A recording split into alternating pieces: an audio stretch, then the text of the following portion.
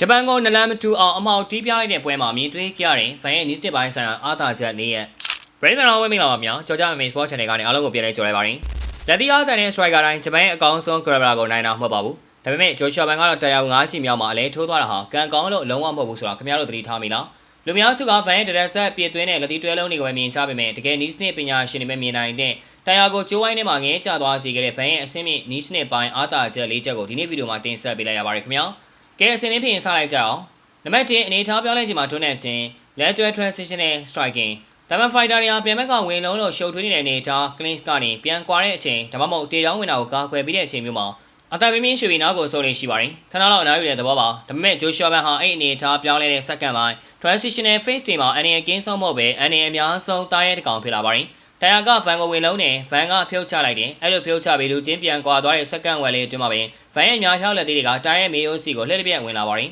တရားအနေနဲ့ဝင်လုံးတာမအောင်မြင်လို့စိတ်ပြတ်သွားတဲ့အချိန်အကာအကွယ်ကက်အကြဆုံးအချိန်ကိုဘန်ကအတီးကျတွက်ချက်ပြီးဝင်ထိုးတာပါဒုတိယအချိန်မှာတရားလဲကျသွားတာဟာအဲ့လိုလုံးထွေးရာကနေအကွာမှာအလင်းအငိုင်းအထိုးခံရတဲ့ transitional striking Nist ရဲ့ပြောင်မြောက်လာတဲ့တတိပါပဲနံပါတ်2ခါးဆုံဟန်ချက်နဲ့ဖိနှိပ်ခြင်း heavy hit machine and posture destruction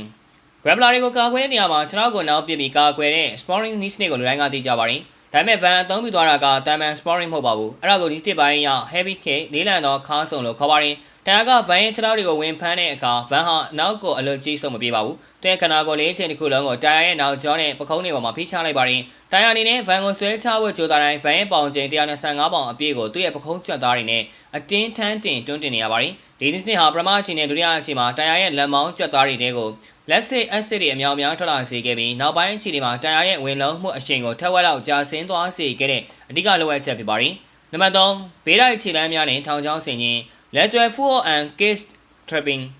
လက်တီထိုးကောင်းတဲ့ fighter တော်တော်များများဟာရှေ့ကိုတက်တိုးဝင်နေရှိပါတယ်အဲ့လိုမြင်းပြောက်အတိုင်းဝင်လာတာဟာတရားလုံးနဘန်းသမားတွေအတွက်အောက်ကိုဝင်လုံးမှုအလွယ်တကူဆုံးပြတ်မှတ်ပါပဲဒါပေမဲ့ Van ရဲ့ခြေလမ်းရွှေ့ပြောင်းမှု full ဟာအင်မတန်အဆင့်မြင့်ပါတယ်သူဟာရှေ့ကိုတက်မဝင်ပဲဘေးတိုက် lateral မှုခတ်ဆောင်းဆောင်းလေးတွေကိုအမြဲတမ်းရှောက်ပါတယ်တရားလွတ်မြောက်ဖို့ပြေးမဲ့ဘဲညာလန်းချောင်းတွေကိုကြိုတင်ပိတ်ဆို့ပြီးနောက်ဆုံးမှာတရားကိုကျိုးဝိုင်းစံကာတောက်တဲ့ကြောကတ်သွားအောင်ထောင်ချောင်းဆင်ပါတယ်တန်စကာကိုကြောကတ်မိသွားပြီဆိုတာနဲ့တရားအနေနဲ့တေချောင်းဝင်ဖို့အချိန်ယူနေစရာလုံးဝမရှိတော့ဘူးအဲ့ချိန်မှသာ Van ဟာသူ့ရဲ့နာမည်ကျော်10မိနစ်8ချက် over 8 SMPN ဆိုတဲ့လက်သီးမှုန်တိုင်းကိုစတင်ဖွင့်ချလိုက်တာပါဒါပြန်ဘက်ကိုကိုလိုချင်းနဲ့အသက်ကွင်းနဲ့ရအောင်အတင်းချက်မောင်းသွင်းတဲ့အဆင့်မြင့်ကြီးပြဖြစ်ပါတယ်နံပါတ်4စက္ကန့်ပိုင်းနားယူမှုနဲ့စွမ်းရည်စီမံခန့်ခွဲခြင်း